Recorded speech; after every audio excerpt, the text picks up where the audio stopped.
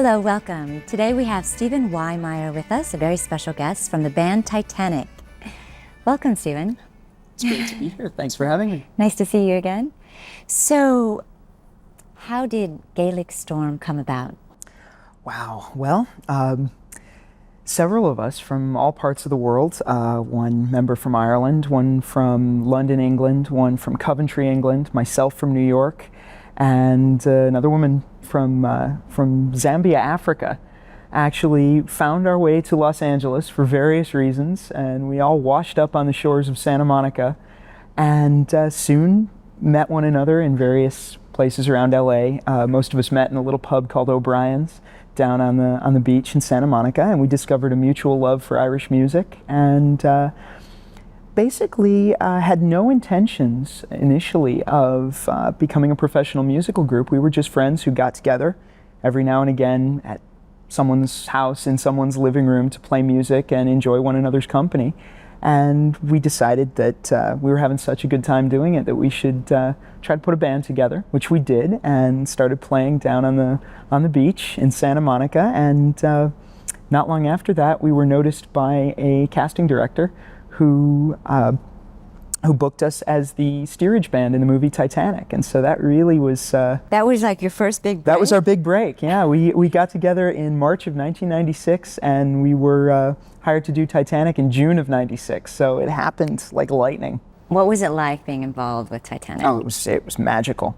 As I say, we had no intentions of being a professional working band at all. I mean, we were quite content to play on a regular basis, maybe once a week, in this little pub in Santa Monica and have a good time and enjoy the music with our friends. But it was like being swept up in a whirlwind and plunked into just another world. When you were filming for that and recording for that, did you know that Titanic was going to be such a monster hit? We didn't have the first idea of how big it was going to be. Now, we knew, having heard that James Cameron was directing, we knew, okay, this is going to be big. We'd seen Terminator and Aliens and some of his other efforts, so we knew that there was going to be it was going to be a pretty big production, at least initially. But we had no idea that it was going to capture the hearts of so many people around the world. Is it the biggest movie of all time? That's what they tell us. Yeah. What was it like working with James Cameron? It was wonderful. You know, we had again, none of us were really Hollywood bred and born, and none of us had careers in the entertainment industry, so we only knew the James Cameron that we read about in the newspapers and the tabloids, and we knew that he was this fierce, frightening director who was very serious and took his work intensely seriously. And he was wonderful to us. He was so charming. He took really good care of us. He was very relaxed on set, a really wonderful man, and it was really inspiring for the time that we were down there, being in the presence of somebody with that kind of artistic integrity, who believed so strongly in this piece of art that he was creating and was willing to get behind it 110% and give it every effort that a human being could possibly give. And it was really a magical experience. So what's happened since then, since Titanic? Wow. Well, since Titanic, Gaelic Storm went from being a little pub band in Santa Monica to, we recorded our first album not long after that. Congratulations. Thank you very much. We completed that in the winter of '98, right around the same time that Titanic was being released. And we released the album during the summer. So we finished the album about the same time that the movie came out, and then signed to a record label called Higher Octave Records, which is located up in Malibu, and released our album in the summer of '98. And we've been on tour pretty much continuously ever since. We've been all over the world. We had a brief stint in France, which was great, and we've been back there a couple of times since then. For whatever reason, we're very popular in France. Wow. We've spent a lot of time touring the US, got over to Japan. We've played Hawaii a couple of times, so we've really had quite an adventure since Titanic. That's amazing. Is that your wildest dream come true? I think so. You know, it's funny because, as I say, I would like to think of it as our wildest dream, but we never guessed that this would happen. I think it's taken us completely by surprise, but we're thrilled with it, and we're very eager to keep doing it. We love playing the music. We certainly enjoy the fun that we have together on stage, and so we've been very fortunate and very happy to be able to continue doing this. So you were part of the magical event, One World of Peace through music. Absolutely. So tell us your experience. That was one of our proudest moments, I think. Again, remember, we'd only really been together for a short time, and we'd only been touring for about a year when that came about, and actually less than a year. And there we were, being asked to perform at the Shrine Auditorium, which for anybody living in Los Angeles or anybody who has seen the Grammys or the Oscars on TV, the Shrine Auditorium is the place. And there we were, finding ourselves on December 18th, plunked right down on stage at the Shrine Auditorium. And not only was it this wonderful environment in which to play, but it was an incredible event in its own right. I think it was all that much more exciting to be involved with a charity event of that magnitude, and that was really about doing something really, really good. Right. And I think it was wonderful to be involved, and again to share the stage with musicians and composers of the caliber, Beach Boys, Bill Conti. It was magical, and then of course to meet Supreme Master Ching Hai was just the icing on the cake. That was just wonderful. How did you feel about Supreme Master's music and poetry put to music by these great? It was remarkable. It was something that we, in our involvement with the event, was really initially we were focused on our little contribution to this evening of this One World of Peace through music, and we had a vague idea of everything else that was going to be happening, but really hadn't been involved with that until the actual night. So there we were, backstage, listening to this incredible music unfold, getting a chance to hear Supreme Master's poetry was remarkable. And it was, again, I think it was really striking to us to be involved with someone who had that same kind of artistic integrity that I mentioned when I mentioned James Cameron, but also had this deep, very powerful message and was able to get behind it artistically as well. So it was a beautiful presentation of a really beautiful sentiment and really beautiful ideas, and it was great to be involved with something like that. And you actually got a chance to meet Supreme Master at the VIP reception. I did. What was that like? That was really wonderful. My wife and I were just honored to have been invited, first of all, and we walked around and we looked at Supreme Master's other artistic endeavors, her painting, her jewelry, clothing designs, and after a while, I think it was Mr. Tai who came up and said, Supreme Master Ching Hai would like to meet you. And we had no idea we were going to be introduced to her, but it was very touching to be able to meet her in person and thank her for having involved us in this tremendous event. And she was wonderful. She was very, very open and very friendly and very gracious. And we had seen her be escorted in to the theater and had no idea that we'd actually be able to meet someone like this face to face. But it was a wonderful moment. Oh, and then I think you were invited to a dinner after the concert, right? What was that like? That was really special. We got a chance to meet her one-on-one, and Carrie and I did, and that was just magical because I think again initially the band only knew her as the organizer of this wonderful charity event, and we thought of her as someone who we might meet in passing or have a chance to say thank you to on stage, but to be able to sit down and eat with her and listen to her stories. I mean, a woman who has the courage of her convictions and has had so much life experience and can really talk about her experiences in such a dramatic and such a touching way. It's great to be able to spend time with someone like that. And certainly, the music that we play is all about narrative. It's all about storytelling. And certainly the approach that Gaelic Storm has always taken to our music and our performances is that we go around the world and we collect good stories and we have a good time with people that we meet, and we like to share those stories with every audience. But here we were able to sit back and actually listen to someone who could tell stories that were well beyond our experience at the time, and really share them in a way that really, I think, touched us as an audience. It was wonderful. So I think she shared her secret for Vietnamese coffee? Yes, she did tell me how to make Vietnamese coffee, which has become a passion of mine ever since then, and I am grateful. I'm grateful to Supreme Master Ching Hai for a great many things, but especially for the coffee. And I see that you're wearing the beautiful ring. Oh yeah. Let me see. This was one of her designs, which she graciously and so sweetly gave to me, which was it was really wonderful, and it's a touching reminder of the time that we had a chance to share with her. So, as we were talking earlier, and you were telling me how you love world religions, and tell me more about that, your studies. Well, in addition to being a musician, I'm also a grad student at UCLA in the folklore and mythology program, and my area of interest is religious belief and the way human beings of varying cultures deal with the religious impulse. As I was saying earlier, I think we're people of belief the world over. Doesn't matter where we come from. There's the impulse to believe and the impulse to try to touch something greater than human experience is universal, and it's as basic as breath. So that was another reason that our opportunity to meet and talk with Supreme Master Ching Hai was so exciting, because here I had the opportunity to speak to a world religious leader, someone who can. Yes. But what was, I think, amazing was, for me at any rate, was the depth of her humanity. Yes. The fact that this is not someone who is trying to be removed from human experience. This is not someone who's trying to be distant and separate.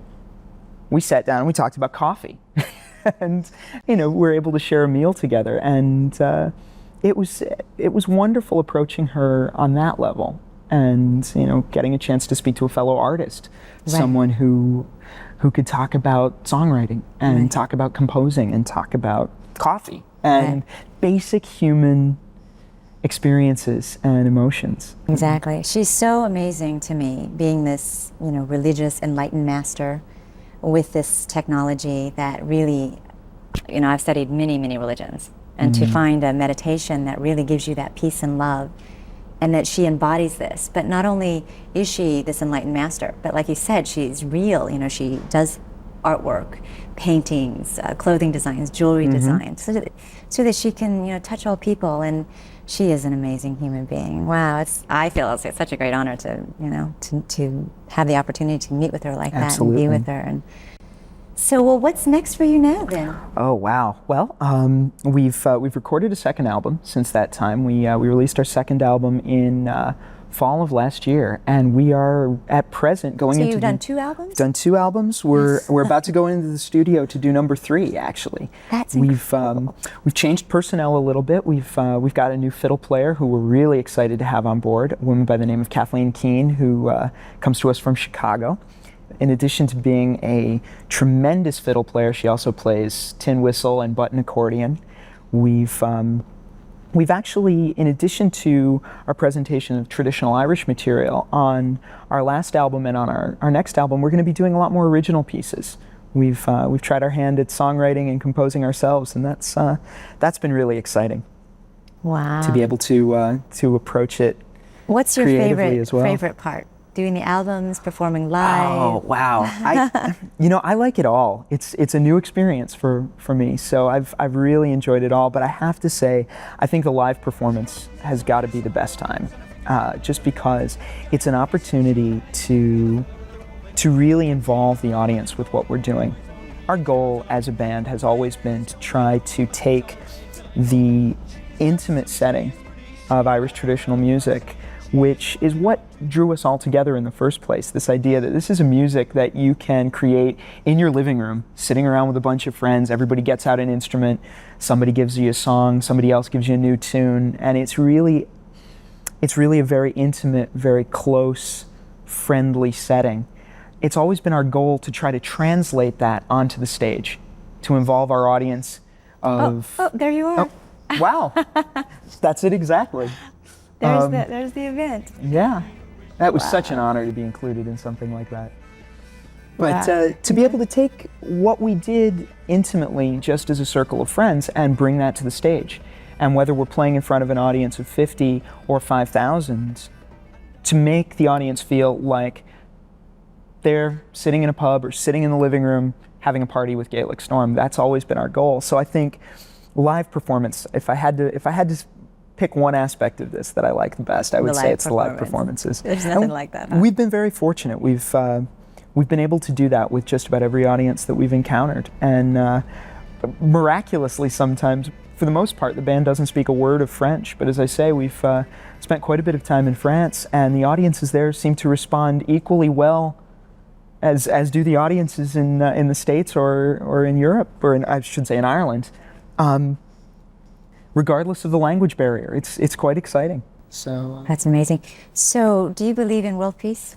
I do. I hope so. I hope that it's something that we can all believe in. I think participating in an event like One World of Peace through music kind of opened our eyes to the possibilities that music has as a universal language. I think it's something that we all believed in personally, because certainly it's something that brought us together from the four corners of the globe and gave us a common language that we could work with just as a band. But being able to be involved in an event like that, where you really start to think about music as this force for change, right, and a force for peace. Yeah. Something that can bring people together and unite them as a common force for good.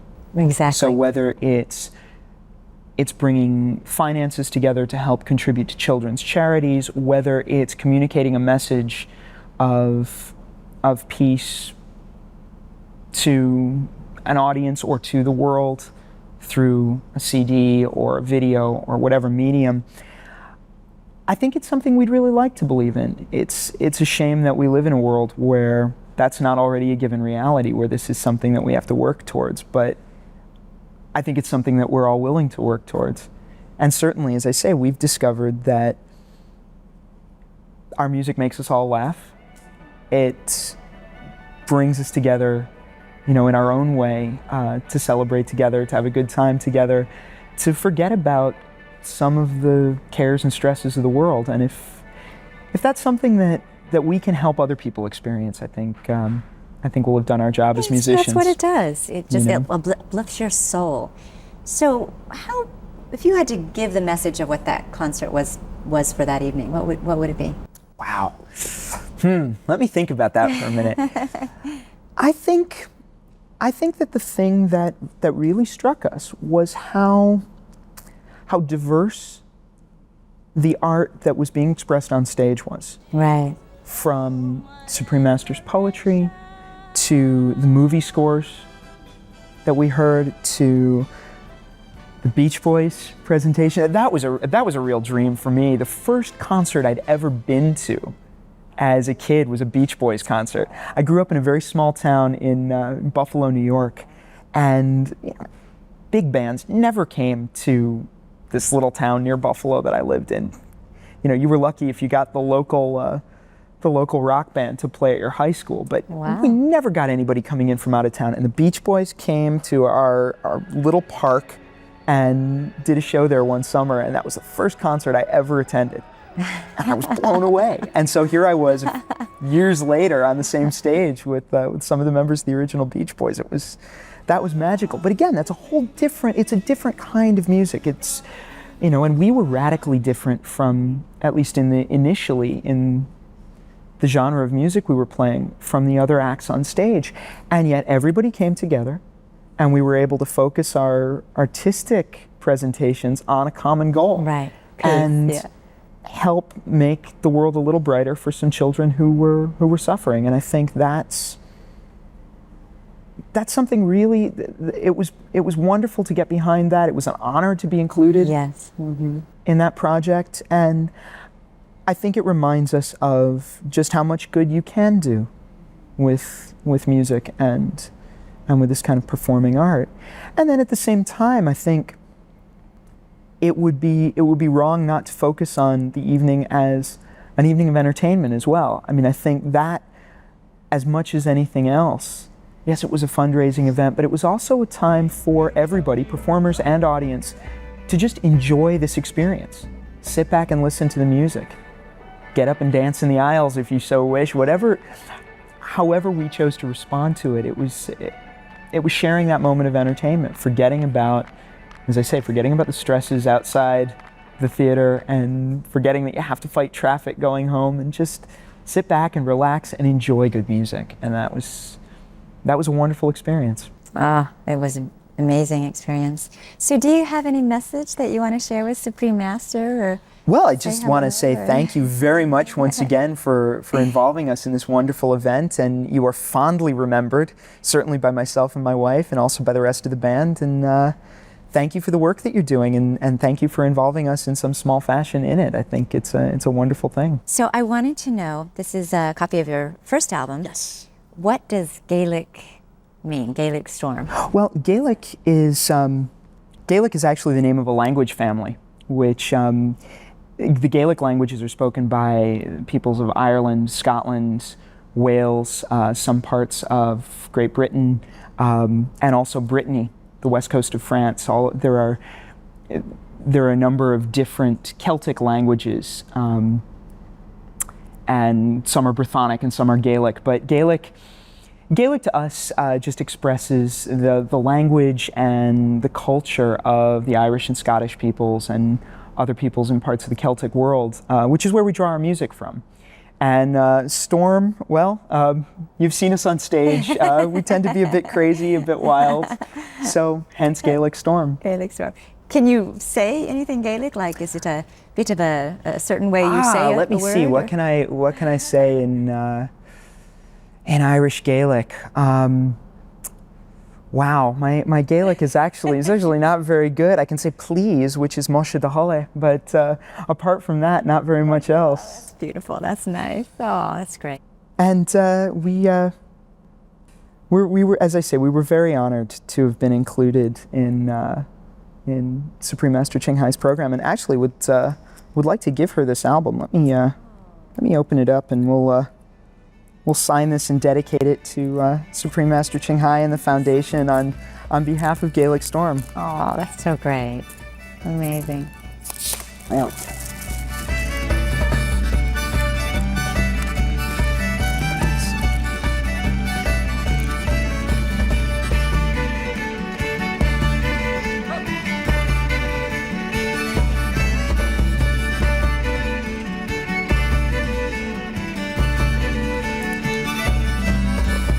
There we go. Thank you so much. Oh, thank you. I love that.